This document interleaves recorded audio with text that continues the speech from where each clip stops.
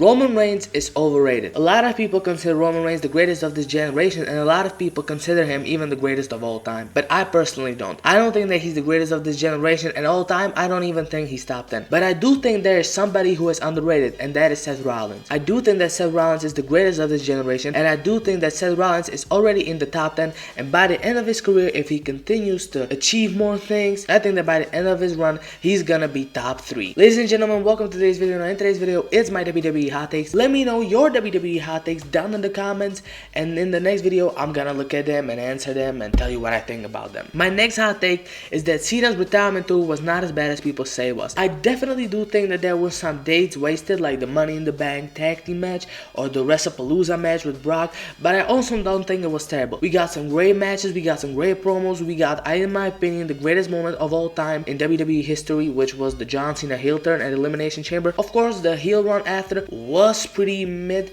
I think that the WrestleMania main event with Cody is one of the worst WrestleMania main events in history. But still, that doesn't change the fact that we got some incredible matches, incredible promos, and yeah, I think it was great, and I think it was a great way to salute John Cena out of the WWE. Now, 2025 as a whole was called one of the worst years of all time, but I think that 2025 was still a better year than 2018, 2019, 2020, 2021, and the first half of 2022. I think that since Triple H just took over, if we compare with the second half of 2022, 2023, and 2024, those 2.5 years are miles and miles and miles and miles better than 2025. But I don't think that 2025 was as bad of a year as the years I just mentioned. In those years, Vince was genuinely losing his mind. I also think that 2017 was pretty bad, but I wasn't really watching in 17, so I can't really compare with that. I would definitely rather relive 2025 than 2020 with the pandemic era. I think that 2021 was a good year on SmackDown, or first half of it was good on SmackDown, because after the draft it became kind of mid